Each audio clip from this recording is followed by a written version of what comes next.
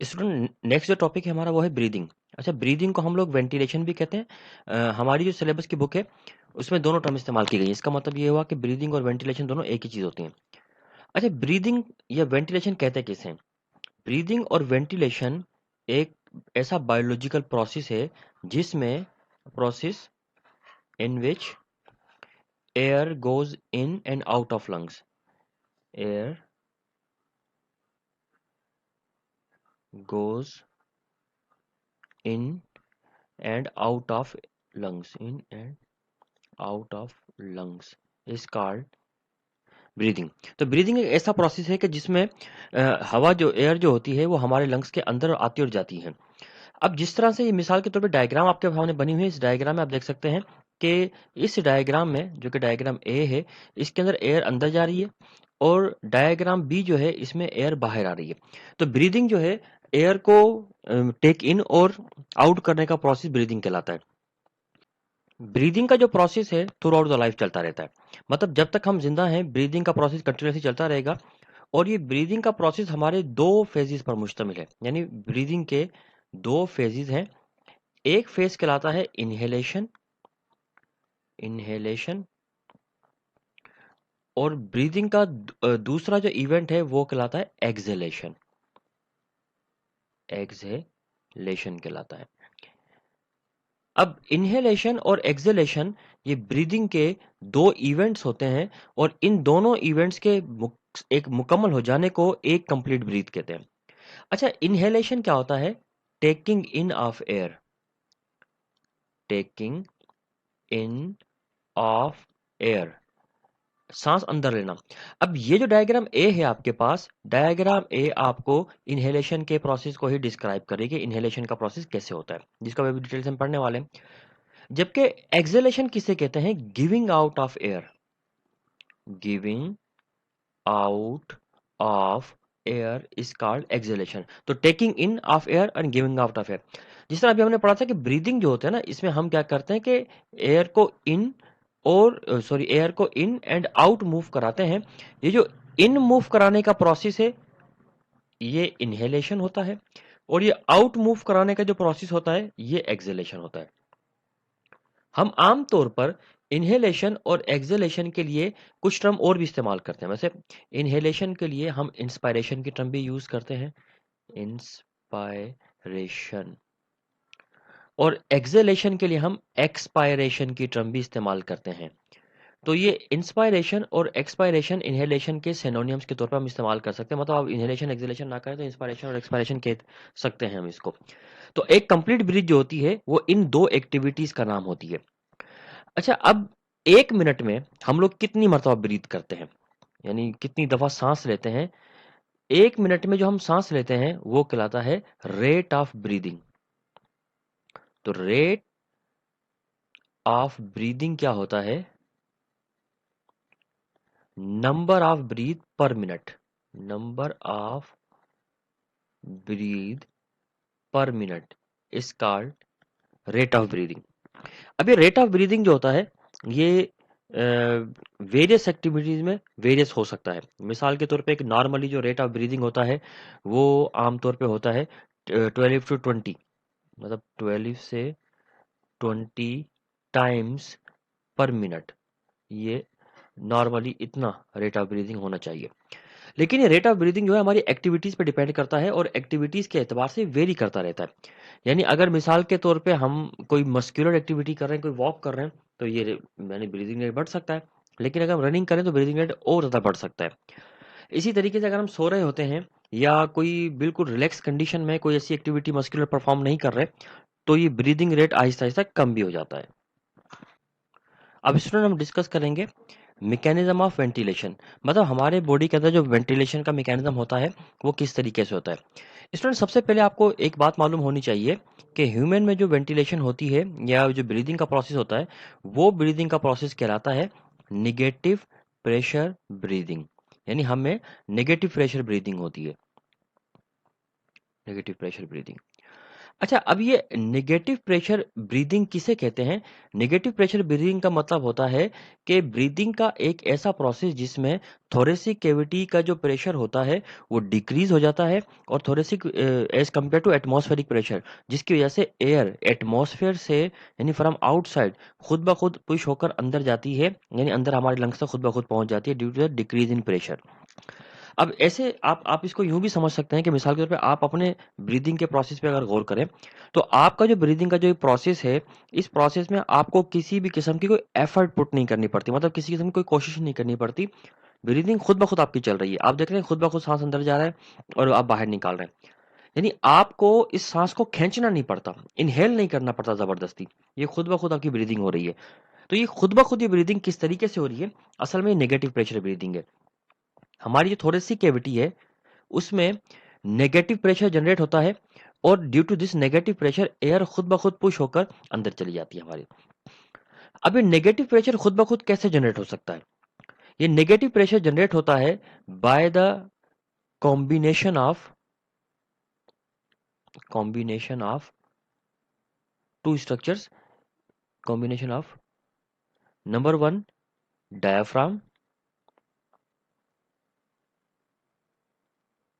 Diaphragm ये आप देख रहे हैं मस्कुलर पार्टीशन एक बना हुआ है, जहां से एरो इस बात को शो कर रहा है, ये मस्कुलर पार्टीशन ये जो बना हुआ है, और एक है इंटरकोस्टल मसल्स,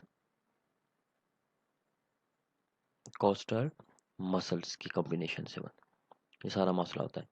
इंटरकोस्टल मसल दो टाइप के होते हैं, एक होते हैं एक्सटर्नल यानी बाहर की जानिब होते हैं,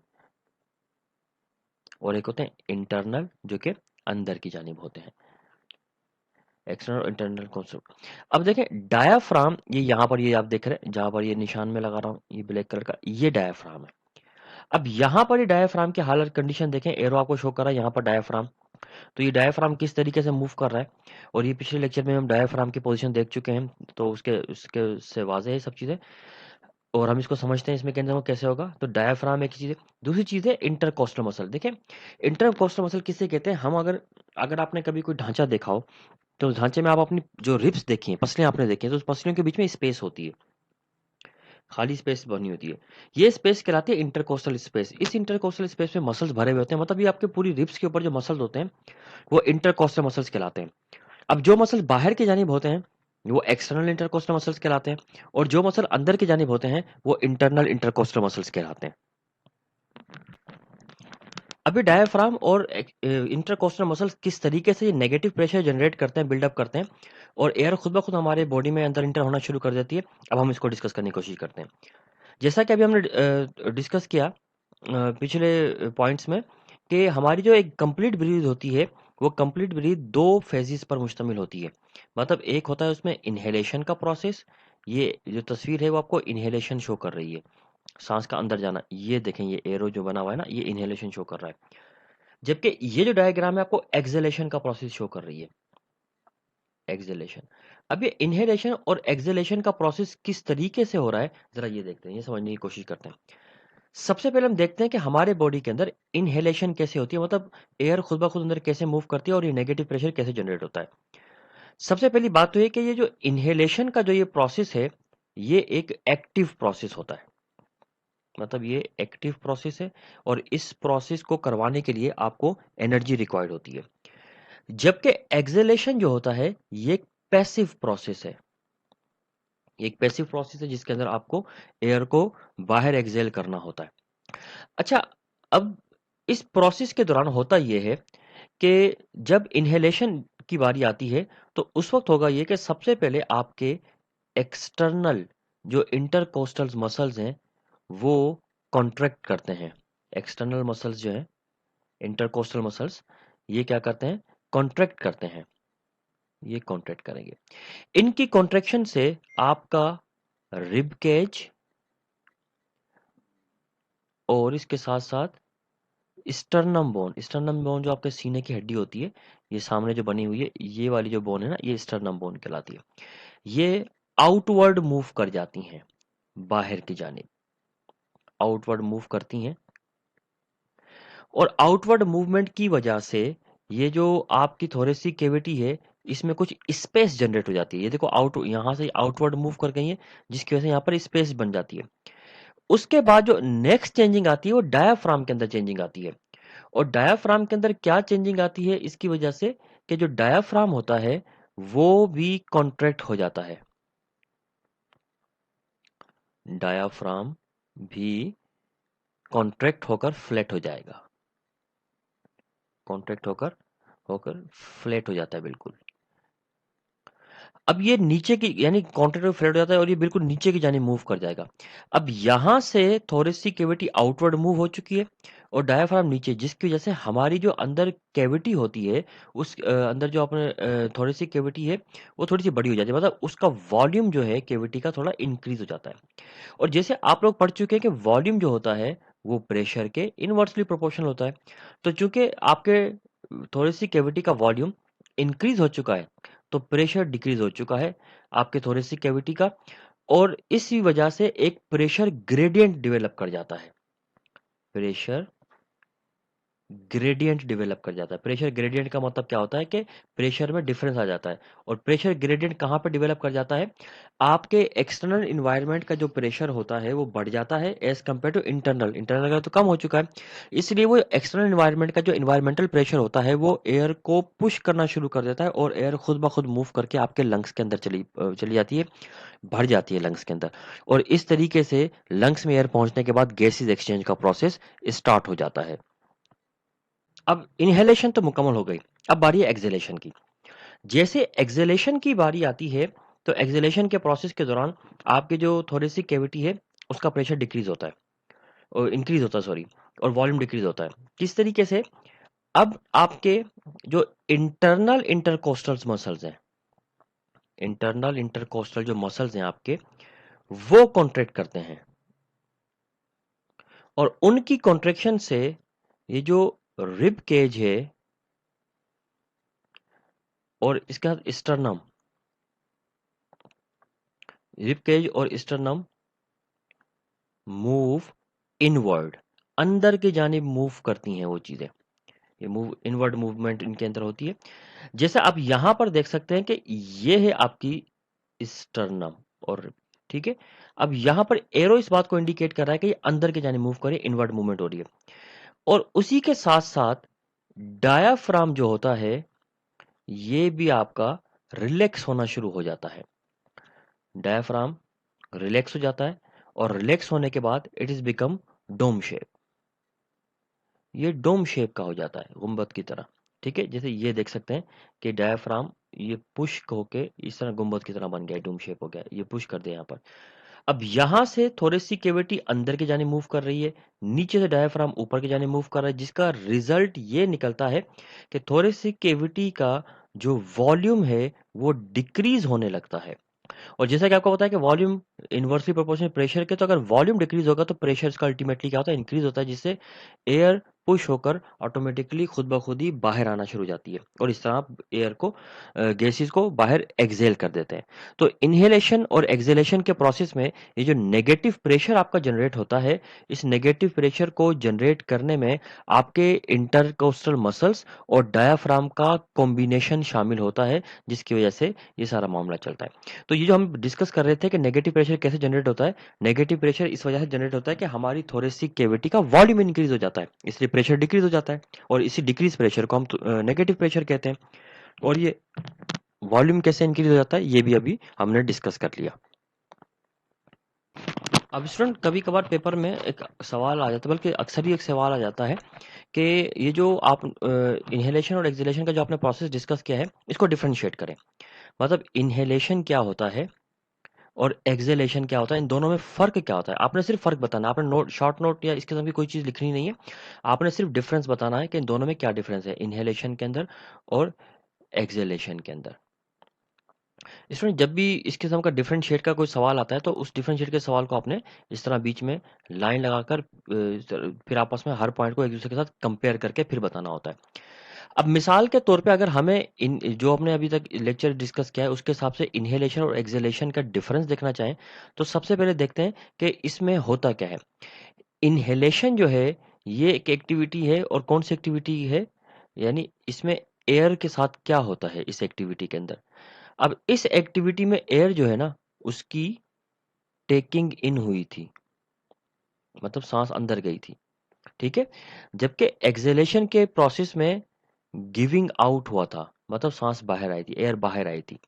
तो पहला फर्क तो ये है कि taking in and giving out of air.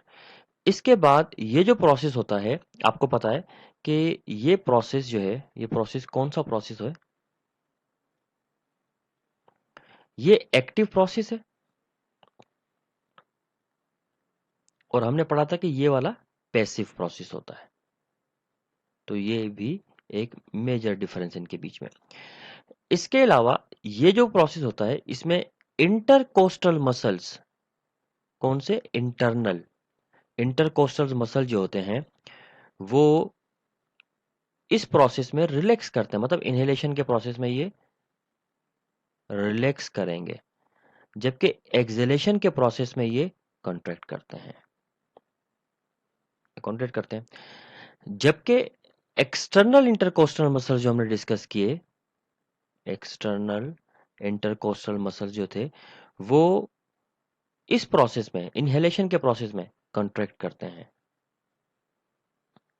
जबकि एक्सहेलेशन के प्रोसेस में ये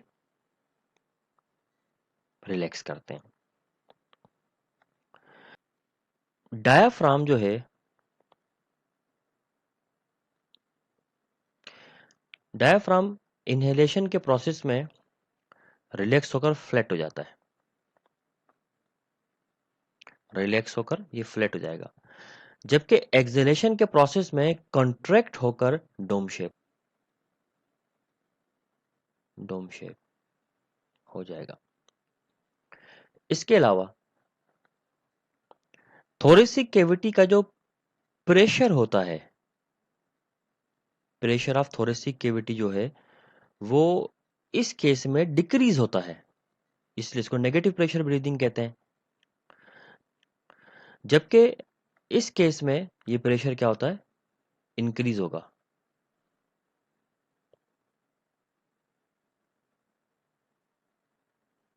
ये प्रेशर इंक्रीज हो जाता है।